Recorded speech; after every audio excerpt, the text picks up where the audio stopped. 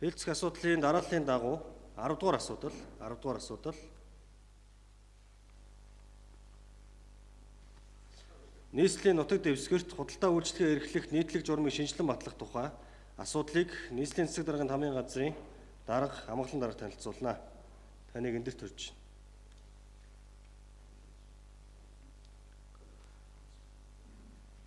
За, хэлцэж байгаа асуудалтай холбогдуулан ажлын хэсгийн гишүүдийг танилцуулъя. Нийслэлийн хүнс хөдөө аж ахуйн газрын дарга Эрдэнэлэг. Бусдад нь харагдахгүй. Би яах вэ? Эрдэнэлэг босоор. За. Хүнс худалдаа үйлчлэгээний газрын дарга Дуламсүрэн. Нийслэлийн хэн шалгалтын газрын дарга Инх Баяр. Хот байгуулалт хотын стандартын газрын дарга Баяр сайхан. Босоор. За амгалан дарга танилцуулъя.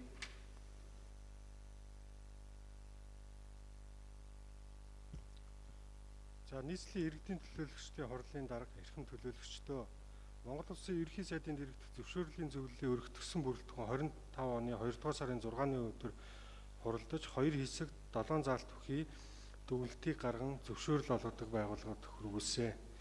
За, зөвлөмжид дүгнэлтэд дурдсанаар зөвшөөрөл олгох, сунгах, төтгөлзүүлэх, сэргээх, хүчингүй болгохтой холбогдсон захиргааны хэм хэмжээний акт журам гаргахыг бол хуулиар хориглосон байдаг.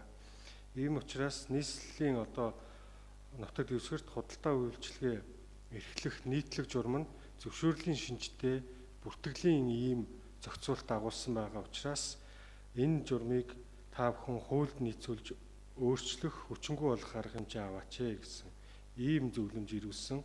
За, ингээд судлаад үзэхэд нийслэлийн иргэдийн төлөөлөгчдийн хурлын 22 оны 5 дугаар сарын 30-ны өдрийн 34-р тогтоолоор нийслэлийн нутаг дэвсгэрт худалдаа үйлчилгээ эрхлэх нийтлэг журмыг баталсан. За, одоо 3 дахь жилдээ хэрэгжиж байгаа. За, тус журамд бол 8 төрлийн худалдаа үйлчилгээний төрлийг гаргаад энэ дотроо англиад 91 бүртгэл явуулахаар ингээд заасан байна. Тодруулж хэлэх юм бол худалдааны чиглэлээр 19, за хоол үйлдвэрлэл үйлчилгээний чиглэлээр 17, ахуйн үйлчилгээний чиглэлээр 21, за зочлох үйлчилгээний чиглэлээр 6, чирэгжүүлэх, бялдаржуулах чиглэлээр 11, авто үйлчилгээний чиглэлээр 10, тоглоомын үйлчилгээний чиглэлээр 3, за соёл урлагийн чиглэлээр 4 гээд ингээд нийтдээ 91 төрлийн бүртгэл явуулдаг. За, энэ нь өөрөө зөвшөөрлийн шинжтэй болсон байж.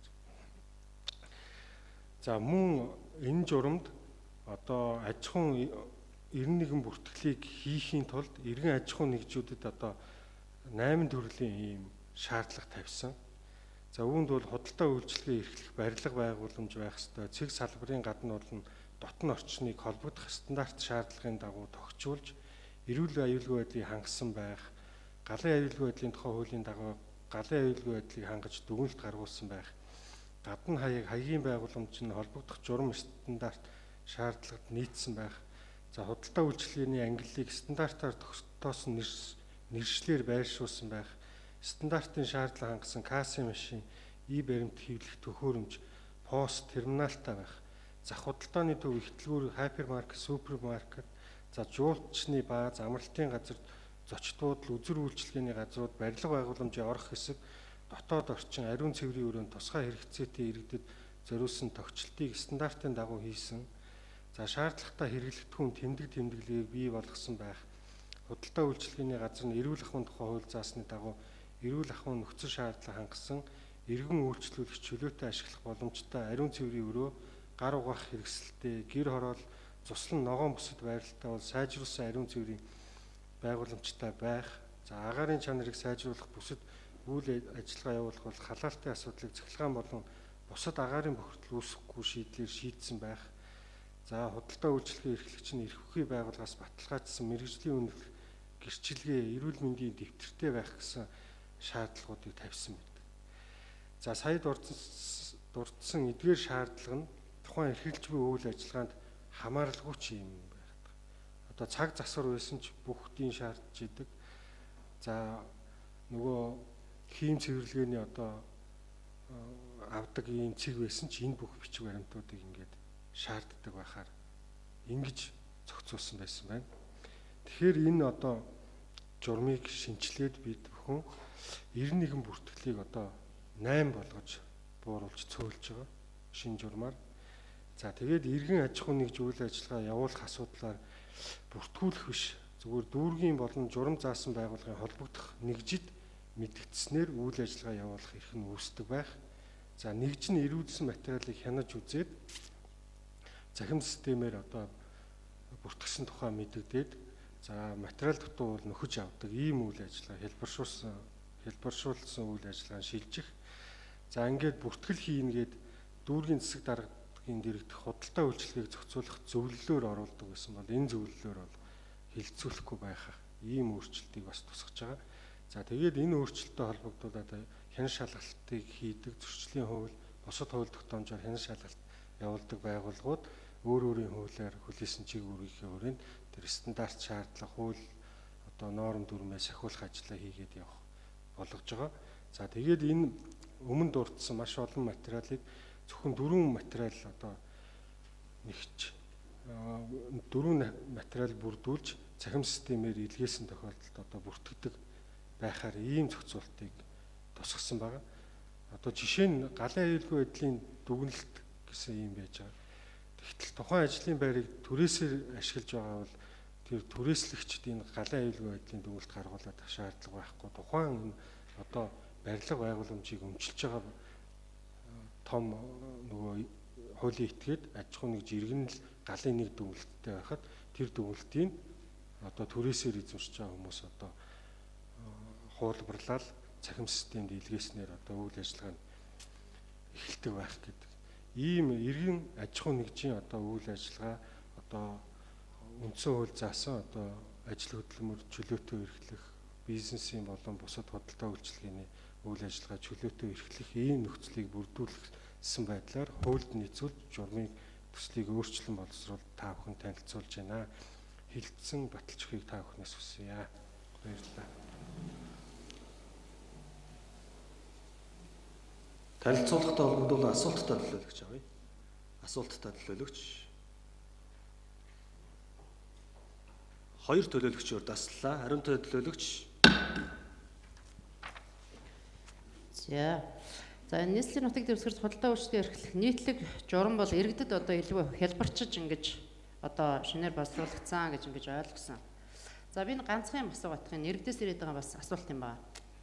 За энэ Улаанбаатар хотын CU GS25 гэдэг энэ хоёр байгууллагууд байна. Манфол эрхтэй байна. Шүн бүтэн 24 цагаар арх зардаг. Тэгсэн хэрнээ одоо гэр оролт байдаг. За мэдээжийн одоо алслагдсан энэ гэр оролтын одоо энэ үйлдвэрлэл эрхэлж байгаа, дэлгүүр авчаа ажиллаж байгаа энэ иргэдэд бол одоо 24 цагаар архиа зарах юм боломж бол байхгүй байна гэж ингэж энийг тодруулж өгөөч гэж одоо хэд хэдэн мессежүүд ирээд байгаа юм. Тэгэхээр ер нь бол манайх ч хуультай 24 цаг одоо цагаас хойш арх согтруулахундаа зарахгүй гэсэн хуультай шүү дээ. Тэгээд яагаад энэ GSCU энэ чинь болохоор 24 цаг арх зараад байдаг. Гэр ороллын одоо 8 нарын дэлгүүрүүд нь арх зарж болдгоо юм бэ. Энэ дээр энэ журам дээр бол бас би харсан тодорхой яг заасан юм байхгүй юм лээ. Тэгэхээр энэ одоо ямар журмаар яаж яваад байгаа энийг бас нэг иргэдэд нээлттэй өгөх. Нэгт хоёрт нэгэн тал одоо 8 нарын бусад дэлгүүрүүд нь зарж болохгүй байгаа юм бол тэр CU GS25 ч гэсэн архийг шүүн заруулдаггүй болох хэрэгтэй. Сүүлдээ одоо энэ нөгөө GSCU энэ чинь архиа зардаг байсан бол дэлгүүрийнхаа гадаа юу хийдэг болцсон? Сандалтай, ширээ тавьдсан. Тэгээ одоо залуучууд шүүн бэлэн гоймоо авч идэ тэнцээ арх бие уугаас сууж идэг. Яг ийм нөхцөлд харагдаад байгаа учраас би нэг тодруулж сууж байгаа маа. Яг энэ дээр нэг бод тариулт өгөөч. За хин хариулах хүн судалтай үйлчлэгээ. За Батцорог дарах. За асуултанд хариулъя. За энэ журам маань өөрөө зөвшөөрөл болох журам биш байгаа. Энэ бол зөвхөн нөгөө бүрдүүлэх материалыг багасгах, нөгөө зөвшөөрөл олгох, сонгох, төрөөслөх, хүчингү болгохтой холбоотой захиргааны хэм хэмжээний албыг бид нэр бүрдүүлэлтийг багасгах, хүмүүсээс илүү дутуу материал хүлээж авахгүй энийг бол багасгах ийм журам аа. За CU GS25-ын асуудлыг манай үйлдвэрлэлийн хэлтсийн газрын дарга Долоозрон хариулаарай. Шүн ажиллаж байгаа асуудлыг За хүн судалтай үйлчлэгээний газрын дарга Дулаансүрэн.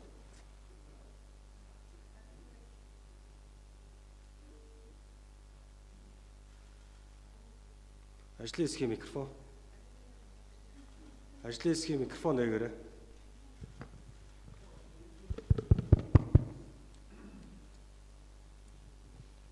За ариун туяа төлөөлөгчийн асуултад хариулъя. За согтууруулах ундааны эргэлтэд хяналт тавих тухай, за архитан согтуурахтай тэмцэх тухай хууль шинжилэн батлагдаж 2023 оны 1 сарын өдрөөс хэрэгжиж эхэлсэнтэй холбоотойгоор 23 оны за А847 дугаар захирамжгаа Сумын азар даргын гаргасан захирамж байгаа. За энэ захирамжийн хүрээнд бол тохирлын гэрчилгээтэй дэлгүүрүүд болохоор 24 цагаар одоо согтууруулах ундаа худалдаалах боломжтой гэдгийг ингээд авсралтаар заасан байгаа. Тодорхойлсон хоо ариун төлөөлөгч нэмэлт 1 минут. Тохирлын гэрчлэгээтэй гэсэн үү? Тийм та зориултын байртай тохирлын гэрчлэгээтэй гэсэн. Тохирлын гэрчлэгээг бол стандартчл хэмжил зүүн газраас нэг 2 байгууллага гэрээтэйгээр тохирлын гэрчлэгээ гаргадаг юм л. За ариун төлөөлөгч. Энэ тэгээд ингээд байна л да.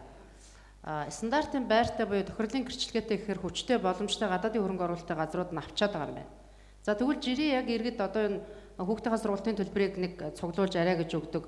Түлээн үрсэн амьдралаа залгуулдаг. Энэ 8 нэрийн барааны алслагдсан байгаа тэр одоо үйлдвэр худалдаа явуулж байгаа тэр иргэд маань авч чадахгүй гэсэн үг юм байна шүү дээ. Нэгсэндээ CUG-с 25 ихэвчлэн хотын төв байр орцны доор ингээд байрлаад байгаа. Гэтэл чин одоо сүүлдээ бүр нөгөө энэ Монгол улсад чинь Улаанбаатар хотод чинь үйл ажиллагаа эрхэлдэг байсан жижиг аж ахуйн нэгжүүдийг шахаад эхэлж байгаа байхгүй юу?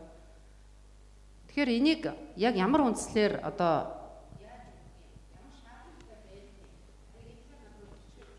ариун төлөөлөгчийн асуултанд амар болон бичгээр хариулъя. За эхлээд Дулаансүрэн дарга хариулъя. За 2024 онд жижиглэн худалдааны стандарт батлагдсан байгаа. За энэ стандарт дээр бол ая тухтай дэлгүүрийн талбай хэмжээ болон барилга байгууламжийн хэмжээг тусгай заасан байгаа. За үүнтэй холбоотой бид нэр одоо зарчигчийн ажлын албанаас 4 сард ингээд 6 болон 8 нэрийн дэлгүүрүүдэд үе шаттайгаар тохирлын гэрчлэгээ авах, ая тухтай дэлгүүр бий болох ингээд сургалтыг хийхээр бас төлөвлөж ажиллаж байгаа. Танд яг аль биесны хариуг бас бичгээр явуулъя. За Батсараг төлөөлөгч. За сая ариун төлөөлөгч бас чухал асуудал ярьж байна тий. Өнөөдөр бидний энэ орсон сууж байгаа орон сууцны доор үйлчлэгээний байршлууд дээр CUG-с дээр ажил шөнжин 24 цагаар ажиллаж байгаа асуудлыг иргэдээс бол маш их гомдол мэдээлэл ирж байгаа. Энэ дээр бас нэг ажлын хэсэг гаргаж бид нар ажиллахаар төлөвлөж байгаа энэ дээр ариун төлөөлөг. Яг үнэн энэ 24 цагаар ажиллаж байгаа нь CU25 дээр ер нь жоохон архины асуудлын жоо байхгүй. Шүн өрөө иргэдийг унтуулахаа боллоо гэдэг асуудлууд ярьж байна. Энэ дээр бас бид нар энэ чуулганы дараа цагаан сарын дараа бид ажлын хэсэг байгуулад ажиллаад танд бас мэдээлэл өгье.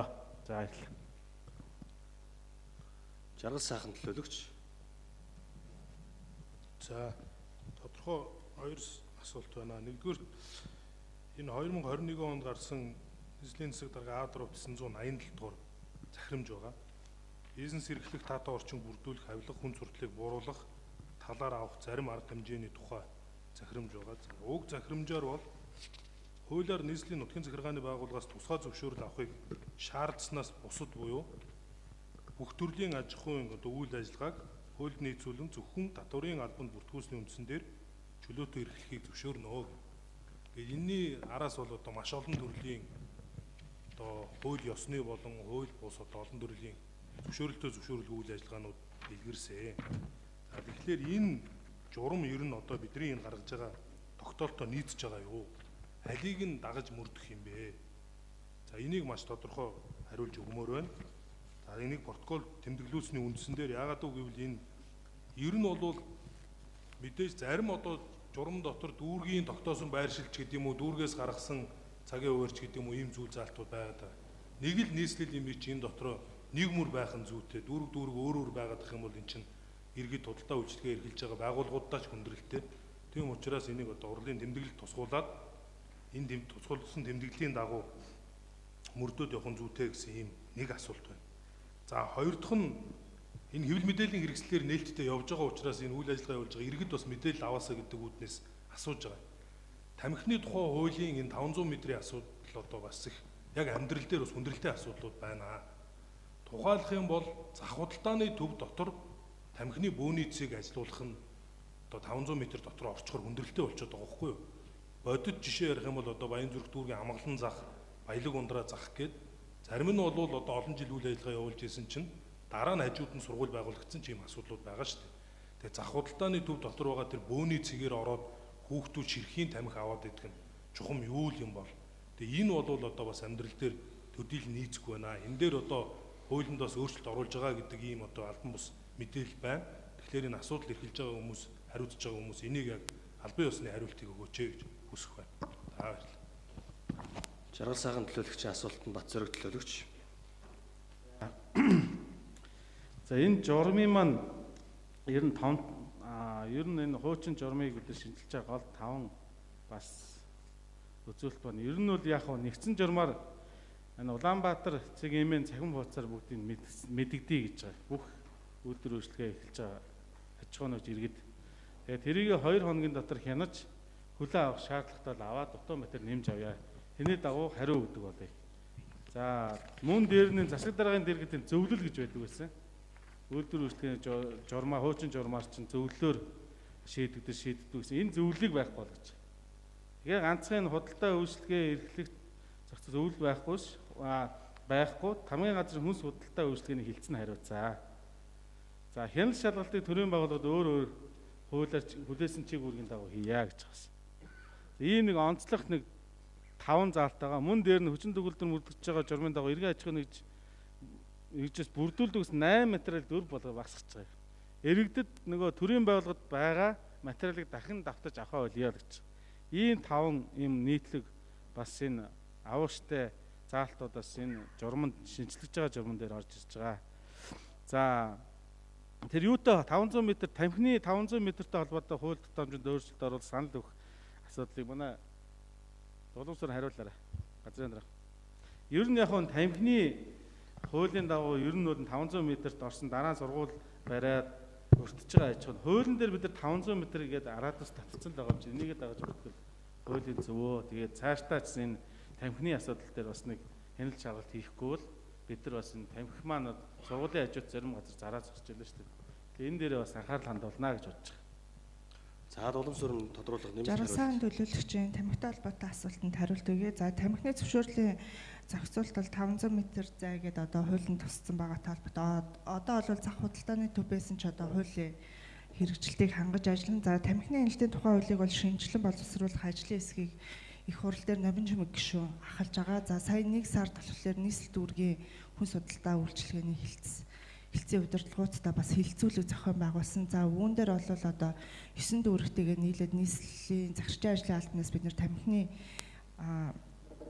нөгөө зохицуулалт дээр байгаа 500 м-ийн зайг 200 м багасгаж 200 м болгож багасгаж өгөх юм бас саналыг хүргүүлсэн байгаа. За мөн нийслэлийн удирдлагуудаа дахин хилцүүлэг зохион байгуулна гэж албан ёсоор мэдгдсэн байна. Тодруулсан хоо жаргал сайхан төлөөлөгч. Асуулт асууж дууслаа. Танд ч байгаа асуудалтай холбогдуулан саналтай төлөөлөгч авъя. Саналтай төлөөлөгч. Энэ Сэргэлэнбаатар төлөөлөгч бас байсан. Өмнөөс нь. За ингээд 3 төлөөлөгчөөр дасглаа. Их баяр, Ариун Туяа, Жаргал сайхан. Их баяр дарга. За. Энийг санал хураалгах санал байгаамаа. Өчигдөр бүлгийн хурал дээр яриад бүлгийн гишүүдээс гарсан саналын дагуу энэ журмын 4.1-3-т байгаа шаардлагатай бол тухайн худалдаа үйлчилгээг эрхлэх эрх бүхий байгууллагаас баталгаажсан мэрэгжлийн үнэмлэх тэгээд таслал аваад гэрчлэгээ гэсэн байгаа. Энийг шаардлагатай бол худалдаа үйлчилгээний газрын ажилтны мэрэгжлийн сургалтанд хамрагдсан нотлох баримт гэдэг томьёолд нь өөрчлөлт оруулаад санал хураалгах санал байгаа. Энэ дээр нэг санал хураалгаж өгнө. Дахиад хэлдэг дарга би бичээд байна. За би танд өгчөө. За. За санал Ариун Туяа төлөөлөгч. За энэ СЭ болон GS дээр манайхан бас хяналт шалгалт бол ажлаас гарч ажиллах гэж байгаа юм байна. За ер нь бол цаашдаа бид нар ихэвчлэн орой үдшингээ явж байгаа. Ихэвчлэн л одоо хүүхэд залуучууд өөрчлөж байгаа харагддаг. Тэгээ бид нар одоо энэ нөгөө хүүхэд залуучдын хүнсний аюулгүй байдал, за мөн гэмтэрэгт холбогдох одоо нөхцөл байдал, за яг энэ шөнө оройн цагаар арх